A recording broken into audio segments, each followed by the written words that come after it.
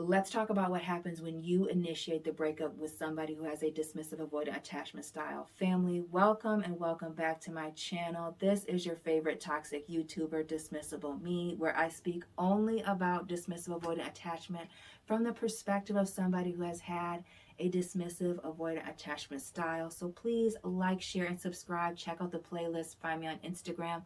All of my links are down below, and we're going to get right into this video because it is the last one before I go on my hot little date. That's right. I've ensnared a new victim, people. Wish me luck. Number one is, if you initiate the breakup with me, I'm going to rationalize it. Okay, going back to what I said in the video previously, or yesterday's video, again, subscribe, like. I'm going to rationalize the breakup. I'm going to see it as necessary, even if I'm bummed, and make logical sense of you ending the relationship with me and you. I'm going to make it a practical, non-emotional thing. Again, as I said in the previous video, I'm going to feel like I got fired more than I feel like, oh my goodness, this didn't work out. I just lost, the love of my life. Like, I'm going to rationalize it. I'm going to pull the emotions out of it, at least in the beginning, and make it a practical thing and not worry about the emotions until maybe a later date. But me personally, I'll give myself 3 days to cry and be sad and play sad music, and then I'm going to be done.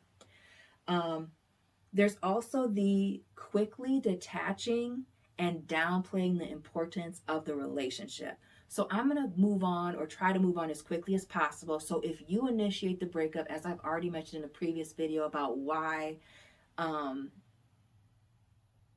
don't accept friendship after a breakup, is I don't want to keep any ties. So if you decide to end the relationship, know that, and it doesn't matter whether you did or I did, but this is what this video is talking about. So if you decide to end the relationship with me, we're not about to be friends under no circumstances.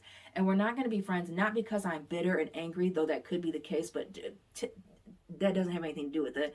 9 times out of 10, it's not about that. It's about, I want to move on. And a clean break includes cutting you off completely. A clean break means no more social media. We're not going to be friends because you're not going to be calling and texting me anymore. We're not going to be hanging out or doing anything like that. We're not going to take it back a few steps to see if we can go forward a few. None of that.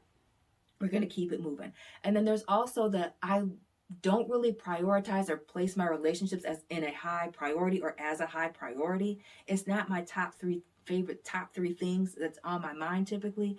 So that's the downplaying. Is wasn't that important. I still had this at work going on. I still had this outside activity going on. Or this is a season. Maybe it's basketball season. I have little cousins that play professional ball. Maybe it's time for me to focus on that. Maybe I need to go travel and go to some games.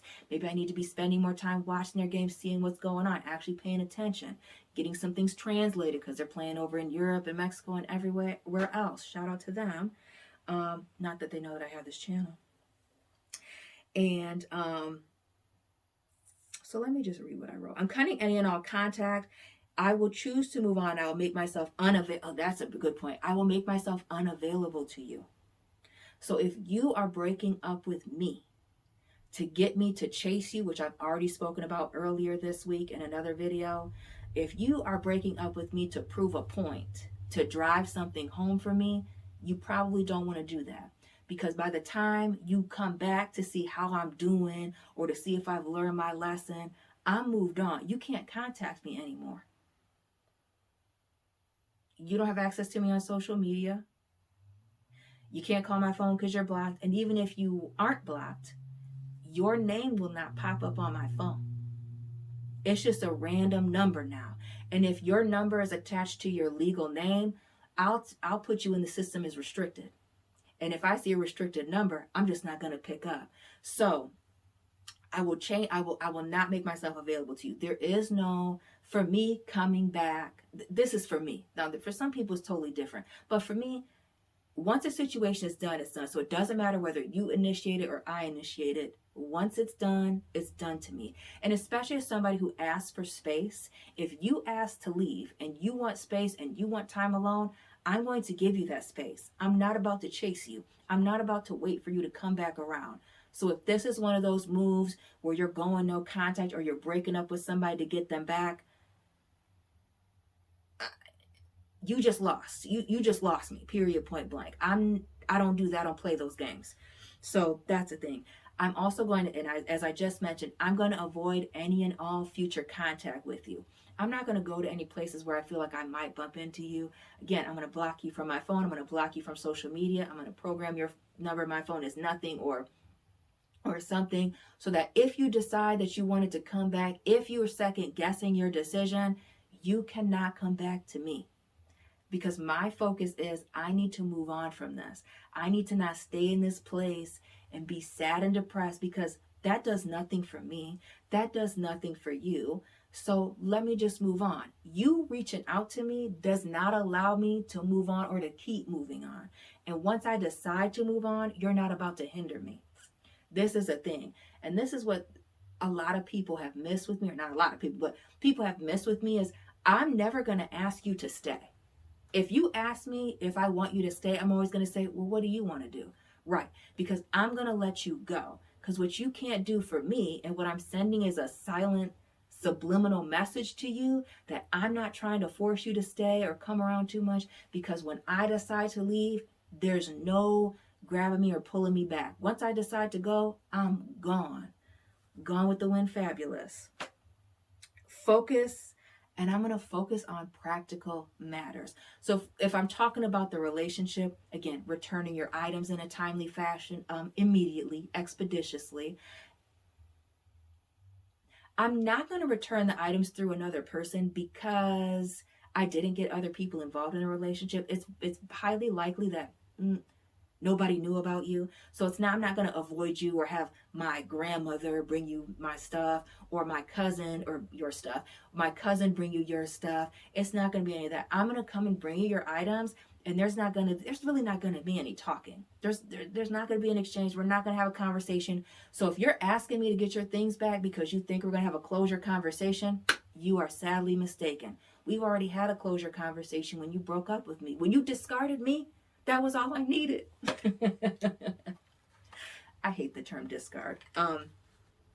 But for me, I'm just going to focus on the practical things, giving you your things back, making that happen as quickly as possible after the conversation. If it can't be the same day, shortly thereafter. I'm going to focus on moving on. I'm going to focus on doing all the things that I need to do to keep myself in a mentally positive space. I'm not going to be down in the dumps forever and ever and ever. And that is all I have for you. So brief rundown again. What happens when you initiate a breakup with somebody with a dismissive avoidant attachment style? From my personal perspective, I'm going to rationalize the breakup. I'm going to quickly detach, emotionally check out, and downplay the importance of the relationship. I'm going to avoid future contact with you. Okay, so you're not going to be able to call me again. And do not, I know that I probably lost most of the people by now, because they know that I'm getting ready to end this video. Do not attempt to get third parties involved. Do not have other people try to contact me because you can't get through. Do not create fake profiles trying to get through to me. That's only going to make the situation, I'm already checked out, but it's just going to make it worse. Now I'm going to go from still liking you, even though you ended the situation. I can still like you. I can still like you as a person because I'm the compartmentalization queen. I can still see you as a good person, even though things didn't work out. I don't have to be bitter and salty. But if you do weird stuff like that, now it makes me not like you. Now you've left a bad taste in my mouth, and I don't want to deal with you at all. So just let it go. Let me go. If you want to go, let me go. And then I'm going to focus on practical and other matters. So family, thank you so much for tapping in. Let me know what resonated with you as people who have broken up with or initiated the breakup with a dismissive avoidant or person with a dismissive avoidant attachment style. For the dismissive avoidants in the audience, shout out to you. Let me know if this resonates with you as well. Please like, share, and subscribe. Check out the playlist. Find me on Instagram. All that information is down below in the description box. And family, thank you so much for watching, and I'll be tapping in with you very soon. Keep it real.